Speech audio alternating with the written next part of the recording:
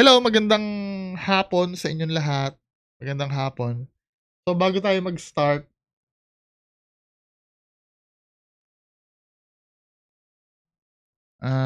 bago tayo mag-start, ano tayo, may lilinawin lang tayo regarding do'n sa na-content ko kahapon kay Congressman Ralph Tulfo, yung anak ni Tulfo na na-videohan na nagpa-party-party sa USA.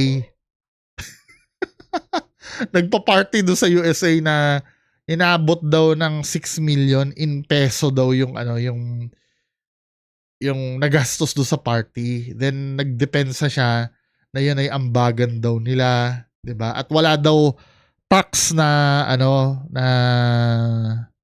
nagastos doon, tax ng government. Now, meron akong binasa doon na batas, I think yung sa ethics ng mga public servant na bawal maging magarbo yung buhay ng mga public servant.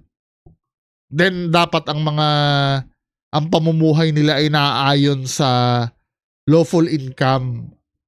Now, sinabi ko doon kahapon na parang medyo lusot kasi merong pinagkakakitaan sila Tulfo sa labas ng politics. So, parang tama lang yon, okay lang, hindi tama lang, okay lang yon na ginastos niya kasi kaya naman nilang gastusin talaga yon nang hindi kumukuha sa kaba ng bayan, di ba? Now, may mga nag-comment sa akin na hindi pa rin daw. Ang sabi nila nung nag-comment, nakalimutan ko na kung sino nag-comment, sila sir, dalawa yung nag-comment sa akin na mali pa rin daw kasi dapat labas daw yung kahit sabihin mo na may personal silang pera, mali pa rin daw na magpakita sa publiko ng magarbong pamumuhay. Yun ang sinabi. Now, ang sa akin kasi, provide kayo ng link para maipin ko sa baba, para makita din ng tao. Pero feeling ko tama kayo na mali pa rin pala talaga. Kahit na sabihin mo kaya niya yon or may negosyo siya sa labas ng politics na legal naman yung pinagkukunan ng pera, hindi pa rin pala daw pwede. 'Di ba?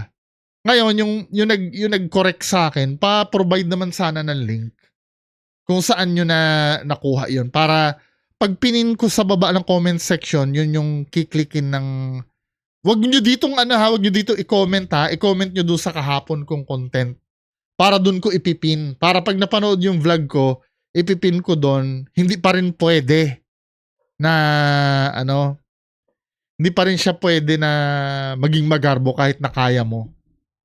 Nakuha nyo ba ibig ko sabihin? Basta yun hindi pa rin pala siya pwede. Kasi ayon sa batas, kahit na kahit na meron kang pera na sa'yo, hindi ka talaga nagpapakita dapat sa publiko ng mga ganun. Nakakarangyang pamumuhay. Yan ang sabi, no? Pero ang pinagtataka ko naman, hindi naman lihim sa atin na yung mga politicians, di ba? Ang hilig naman talaga magpakita din ng lavish lifestyle. Bakit walang nafa-filean ng ethics complaint? Kung nasa batas yun ang iniisip ko din Then do sa video ni Ralph Tulfo habang lumalaklak ng mamahaling champagne ba yon? Nandun si Attorney Garrett hindi man lang siya nasabihan na bawal sa batas. Anyway, paki-comment na lang po sa baba kung ano yung tingin niyo doon. Now proceed tayo dito sa main issue. Ito, medyo kumulo ang dugo ko dito I don't know kung ano masasabi nyo dito. Nakalagay dito, ICI hindi isa sa publiko ang flood control hearings. Ano ba reason? Ang reason daw,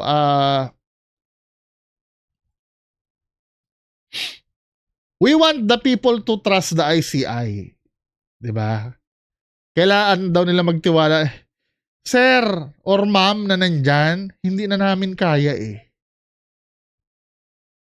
wasak na wasak ang tiwala na namin sa gobyerno. Hindi na namin kaya magtiwala. 'Di ba? Hindi na kayang magtiwala ng tao. Siyempre, yung pagnanakaw kasi na yan ay ginawa yan in private eh. Then later lang na isa publiko tapos ang hearing na gagawin nyo, private. Eh, ano na naman ang i-expect namin dun? 'Di ba? Wala na kaming ibibigay na tiwala. Hindi isa sa publiko ng Independent Commission for Infrastructure ang mga pagdinig nito tungkol sa umano'y korupsyon sa mga proyekto ng DPWH. It's very dangerous thing if we live stream it. And at the same time, people might be misled. Hindi. Anong tingin niyo naman sa mga Pinoy? Tanga? Sa bagay, binoto nila. Nagboto ang Pinoy ng ng kurap eh. Babawiin ko, may point, no? Pero kahit na, 'di ba, karapatan pa rin namin, unang-una kami kasi yun ninakawan eh. I mean, tayo yun ninakawan, papayag ba kayo nun? Lilitisin yung or iimbestigahan yung nagnakaw sa atin na hindi tayo kaharap? Tapos bigla na lang malalaman natin na hindi siya qualified kasuhan sa hindi natin alam na dahilan. Papayag ba kayo nun? Kasi ang parang nakikita ko ang gustong mangyari ng ICI, closed door yung yung hearing, maghintay na lang tayo kung irerekomenda bang kasuhan o hindi. Eh, paano natin naman maano yun? Asan ang transparency nun? Pinagnakawan na nga tayo sa lihim eh. Pati pa ba naman yung hearing, lihim pa rin? We want the people to trust that we will be doing our job fairly. Hindi eh, ganyan din ang sinabi ng mga politiko nagnakaw eh. 'Di ba? Maybe totoo yung sinasabi nyo, pero hindi na kaya ng Pinoy magtiwala pa eh. We want the people to trust that we will be doing our job fairly, objectively, and independently, saad ni ICI Executive Director Brian Hosaka sa panayam sa The Big Story sa One News. Rest assured that whenever we do find sufficient grounds to recommend the filing of any criminal charges, civil or administrative actions,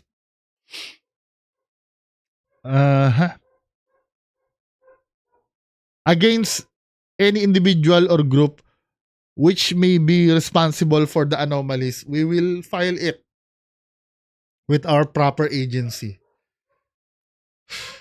Mahirap ito. Diba? Para tayong nangangapa sa dilim niyan eh. Sa dinami-dami na nang naapektuhan yan, tapos ililihim nyo na naman yung ito panoorin nga natin yung yung news tungkol dito. Para hindi magamit sa pamumulitika, mananatiling pribado ang mga Sa ayaw at sa gusto mo, ngayon palang ginagamit na sa politika yan. Wala ring bearing. Sa tingin nyo ba, the fact na nami-mention si Chis Escudero, si Martin Romualdez, Jinggoy, sino pa ba, Nancy Binay, Villanueva, sa tingin nyo pa ba hindi nagagamitin against sa kanila yon? Too late na para dyan eh. Diba? Diyos ko naman. dinig ng Independent Commission for Infrastructure ayon sa Executive Director nito. Tiniyak din ng komisyon na hindi nadodoble ang kanilang investigasyon ang pagsasiyasat ng Justice Department. Nakatutok si Joseph Moro. Balik Independent Commission for Infrastructure o ICI, sina dating DPWH Bulacan 1st District Engineer Bryce Hernandez at JP Mendoza. Ikatlong beses na silang ipinatawag ng ICI. Tikom ang bibig ng dalawa pero buong hapon silang kinausap ng ICI. Dumating rin si Justice Secretary Jesus Crispin Remulla para makapagpulong sa ICI. Simula noong September 19 na magsagawa ng pagdinig ang ICI, bawal ang media sa loob. Ayon kay ICI Executive Director Attorney Brian Hosaka, mananatili raw pribado ang mga pagdinig ng ICI. Ito ay sa harap ng mga panawagan na gawing publiko ang mga pagdinig. We don't want the commission to be used for any political agenda or leverage. Ginagawa na nga ngayon yun eh. 'Di ba? For example, no, kasi ang mga nabanggit na senador, sila Joel Villanueva, Jinggoy, Chis Escudero, na puro mga miyembro ng Duterte team eh. 'Di ba? Ngayon nga ginagamit na eh. Kaya hindi ko nakikitaan ng sense ito. Ngayon pa nga lang durog na si Heart Evangelista. Yung JIL. 'Di ba? Tapos sasabihin yung ganyan na para come on. 'Di ba? Ano pa ba ang Kaya nag-iingat po kami. ano pa bang kaibahan niya sa Senate hearing? Lahat po ng mga binibigay po ng mga informasyon kailangan po namin i-verify. At in fact, kailangan po makolaborate. Ayon sa Independent Commission for Infrastructure o ICI, hindi nila nadodoble ang trabaho ng DOJ sa pag-iimbestiga at paghahain ng reklamo. I think complementary. Nakita naman po ninyo kanina ni si SOJ na pumunta dito kanina at nag-submit ng mga affidavit. And for us, that's very important. Close coordination with the government agencies, whether legislative or investigative, is very valuable for us because the more information that we get, the more basis we will have to file cases against those who's responsible for this mess. Ayon kay Remulla, maaaring idiretso ng ICI ang mga reklamo nila sa Ombudsman kung sangkot ang mga opisyal ng gobyerno at sa DOJ. Walang conflict, pero mostly with the ombudsman yan. Kasi siyempre, there's always a working between a government person behind every transaction and every case. Pero kailan ba makakakita ang publiko na may makakasuhan at Pagdating ng panahon, yan pa, no? Yung kakasuhan na yan. sa Sandigan Bayan? Everything is due process eh. Siyempre naiinip tayo, pero sinasabi ko nga, proseso lahat yan. I mean, paano kami nakapag-file ng kaso kay Atong Ang? 3 taon nang inintay namin. Hindi, magkaiba kasi yun, sir eh. Ito kasi, si Atong Ang kasi, ang apektado lang doon, although na public interest pa rin naman, di ba? Kay Atong Ang kasi, ang apektado doon, yung mga pamilya lang ng sabungero. Di ba? Although na buong bansa nakikisimpatya doon sa pamilya ng sabungero. Pero ito kasi iba ito. Ito talaga, may impact talaga to sa bansa yung ginawa nila. Lumubog ang buong Pilipinas dahil sa mga project na hindi na pakinabangan. Na supposed to be, kahit na papaano ay magkakaroon tayo ng protection sa baha. Although naniniwala pa rin naman ako may babaha pa rin naman. Hindi naman siguro perfecto. Pero at least sana may makita tayo na may magliligtas sa atin sa oras ng pangangailangan na dapat doon tinapon yung pera na diskubrihan na ninakaw. Yung pagnanakaw ng pera, proven na yun eh. Ang hindi lang talaga alam kung sino ang gumawa, sino yung talagang nangyari. Nandun nanggagaling yung galit ng Pilipinas. Ang involved dito, hindi lang small group of people, buong Pilipinas ang involved kasi dito. Di ba? Nakakasama ng loob kasi nung ninakaw yung pera na yan, sa private ginawa, hindi natin alam. Tapos ngayon, iimbestigahan, hindi pa rin natin alam yung nangyayari. Or mag-hearing. I think deserve naman na nating mga Pinoy na marinig yon. Kung ano man yung sasabihin nila Bryce Hernandez, deserve natin yun. Pera natin yun eh. Diba? Tayo mismo yung ninakawan dun eh. Tayo yung involved mismo sa krimen na nangyari eh. So just imagine, halimbawa, ikaw, ninakawan ka, tapos may pagdinig sa barangay, hindi ka kasama. Hindi mo alam kung anong pinag-uusapan ng mga nasa barangay. Parang gano'n kasi nangyayari. Papayag ba kayo nun? Then maririnig mo na lang bigla na yung suspect na inaasahan mo na mananagot ay hindi i-endorse ng barangay na kasuhan. Nang wala kang kaalam-alam. Diba? Kasi parang ang nakikita ko dito, correct me if I'm wrong parang ang nakikita ko kasi dito, mag-iimbestiga sila dun sa loob at tayo, nasa labas lang tayo, maghihintay tayo. Pag lumabas, ito yung mga kakasuhan ayon dun sa nangyaring hearing sa loob. Si Juan, si Judas, si Zacarias. Pero yung si Pedro na hinihintay natin, hindi napasama. Kahit man lang sana yung reason bakit hindi napasama si Pedro, malaman natin. Or kung ano man yung nagturo kay Pedro na kasama siya doon, marinig man lang natin, matimbang man lang natin. Kasi sa ayot sa gusto mo talaga, interesado dito ang Pilipinas dahil maraming kababayan natin ang napahamak. Dahil sa kaswapangan ng mga yan. Diyos ko naman. After 1 year, may nakuha kami mga tip. Sir, this one will take 3 years? Hindi naman. Mas matindi yun Para sa GMA Integrated Tapos, this will take 3 years. Hindi naman. News, Joseph Morong, Diyos ko. Anyway, yung isang video. Mag-a-appear na naman daw next week si Bryce Hernandez. We call them witnesses, resource persons. Resource persons. Okay. So today, sir, sino po? Si Bryce Hernandez and the JP Hernandez. Interesado tayong malaman kung ano yung sasabihin nila Bryce eh. 'Di ba? Tataka nga ako sa Senate hearing, parang ganun din yan eh. Pero yung pinupubliko nila eh. Pwede din gamitin sa pamumulitika yung naririnig sa sa Senate hearing, 'di ba? Hindi ko nga alam kung ano special diyan sa ICI eh. Well, bahala sila, Now, sa kabilang balita, si Saldico.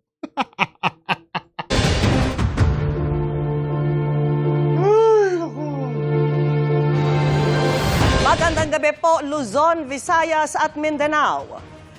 Nagbitiw bilang mambabata si Ako Bicol Party List Representative Zaldico sabay sa deadline ng Kamara ngayong araw para umuwi siya ng Pilipinas.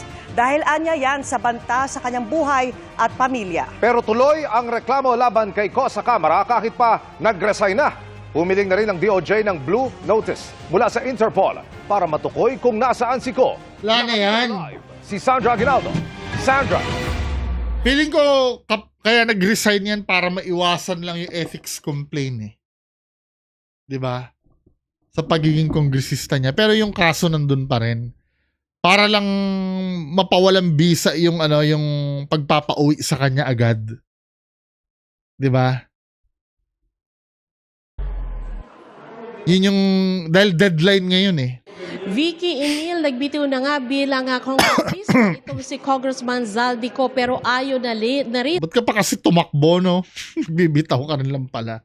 sa ilan sa kanyang mga kasamahan dito, hindi man siya humarap sa Ethics Committee ay hindi pa rin niya basta-basta maiiwasan ang mga kaso laban sa kanya. Ngayong araw ang deadline na ibinigay ng Kamara para magbalik bansa si Ako Bicol Party List Representative Zaldico sa gitna ng investigasyon kaugnay sa mga anomalya sa flood control projects. Pero sa halip na magpakita sa Kamara si Ko, isinumite kaninang hapon ang kanyang resignation letter bilang miyembro ng Kamara. Naka-address ito kay Speaker Faustino D. III at sa Committee on Ethics and Privileges. Sabi ni Ko, effective immediately ang kanyang irrevocable resignation dahil sa anya ay mga banta sa kanyang buhay at sa kanyang pamilya.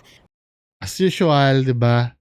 Pero kung servant ka ng ng publiko, dapat hindi ka natitinag sa banta sa buhay. Dami mo ang bodyguards, 'di ba? Sabi 90 daw.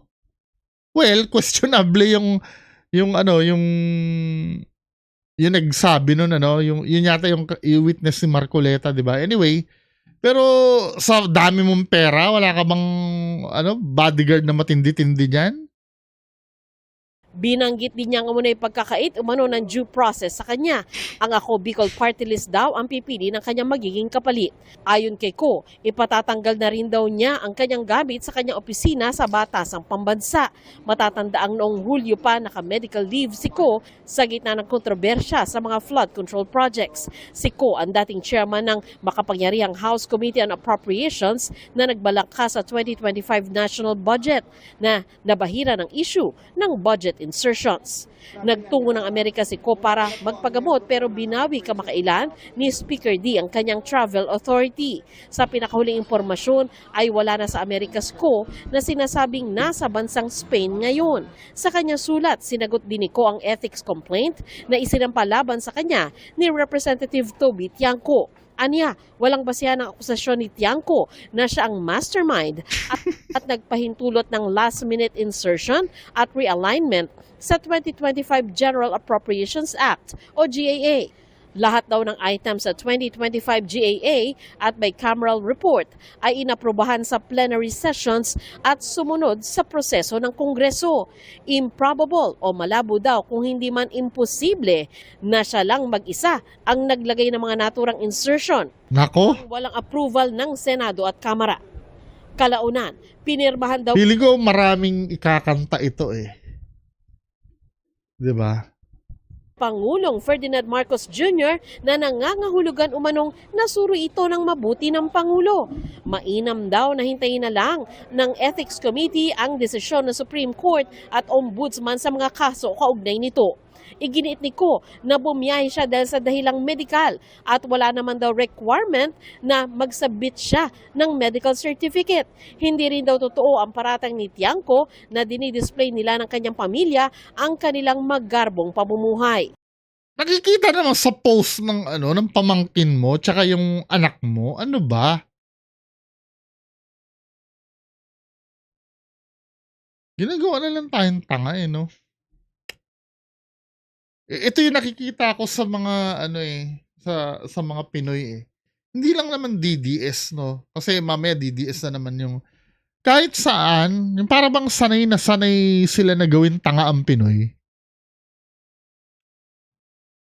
Kasi sa totoo lang, madali talaga manipulahin yung mga Pinoy eh. Pero naniniwala naman ako na unti-unti nagiging matalino na yung mga Pinoy. Ewan ko sa susunod na eleksyon, no? Sa susunod na election, ano ba, magiging tanga pa. Kailangan natin purgahin talaga ang gobyerno next election eh. Tuto na tayo, men. Nakakaisip ako tuloy ng ano, ito kayo may mapaparusahan kaya. Or matutulad na lang ito kay Napoles na ano, na si Napoles lang yung kawawa dun. Tapos yung mga talagang dahilan kung ba't siya nagkapera eh hindi na parusahan.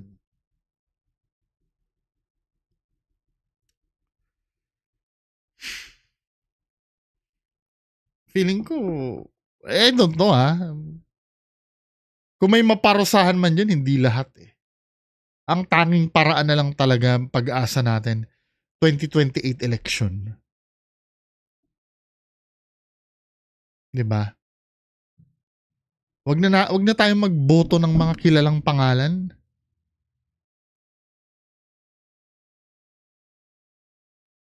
Diba? Boboto ka pa ba? Ano? Marcos uli. Dilawan. Duterte uli. Hindi na natin alam kung sinong pagkakatiwalaan eh. Kaya sinasabi ko sa inyo, huwag kayo maging loyal sa tao eh. Duterte supporter kayo or BBM supporter or Pinklawan supporter. Huwag tayo maging loyal sa tao. Sa Pilipinas tayo maging loyal. Tama na. Itinanggi rin ni Ko na kumita siya bilang kongresista mula sa mga proyekto ng SunWest Inc. na dati niyang pag-aari. Sasagutin daw niya ang mga wala umanong basehang akusasyon sa tamang panahon at forum. Sagot naman ni Tamang panahon, year 2030. Tiangco sa pagre-resign ni Ko, hindi pa rin ito makaliligtas sa mga kaso. Pag-iwas yun sa mas marami pang tanong sa Ethics Committee. Kahit naman mag-resign siya, hindi naman siya makakaiwas. Wala pang pahayag sa ngayon si Speaker Faustino D. Bagong mag-resign si Ko, sinabi ng Ethics Committee ngayong araw na magsasagawa sila ng hearing kaugnay sa reklamo ni Ko. Hindi pa malinaw sa ngayon kung ano ang susunod na hakbang ng komite. Kinakailangan niya umuwi at harapin ito. Mahalaga yung kanyang sasabihan para Buwisit ako dito. Makakaliwa to, di ba? ipaliwanag ano ba talaga ang nangyari at sino ba dapat ang managot at bigyan ng parusa. Ayon na rin kay Justice Secretary Jesus Crispin Remulla, tuloy pa rin ang mga kaso laban kay Ko. Humiling na rin ang DOJ ng Blue Notice mula sa Interpol para kumalat ng karagdagang impormasyon ukol sa aktibidad at What lokasyon. do you mean Blue Notice? Tingnan natin, Interpol Blue Notice, para alam natin. Kasi hindi ini-explain eh. May Red Notice, di ba? Blue Notice. Interpol.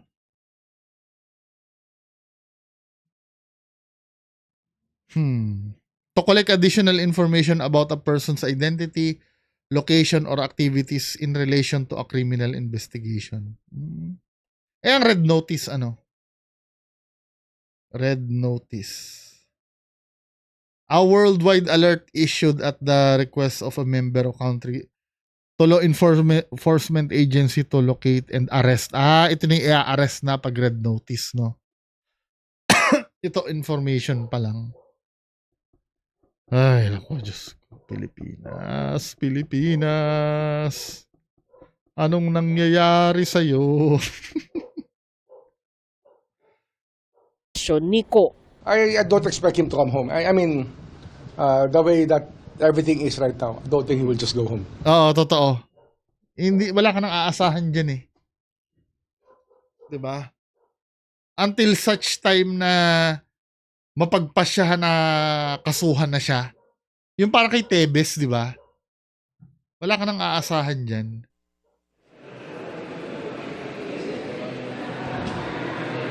Emil, nag-press conference ngayong hapon si Speaker Faustino D. at si Ethics Committee Chairman JC Abalos at abangan niyo po ang detalye niyan maya-maya lamang. At samantala sinabi naman po ni COMELEC Chairman George Erwin Garcia na intay nila yung sulat mula sa Kamara para maitalaga yung susunod na Ako Bicol nominee. Mapera yan eh, no? Kahit pa sabi i-freeze yung assets niyan, syempre may mga natatagong ano yan. Paghuhugutan. Kaya ano yan eh. Tingnan natin kung anong susunod na mangyayari. Wala, hindi uwi. Pag umuwi kasi yan, mapipilitang kumanta ng kumanta yan. Baka maubos ang Kongreso at Senado pagka kumanta yan siguro. Anyway, yan lang po muna pag-uusapan natin ngayon. Magandang hapon sa inyong lahat. Bye-bye.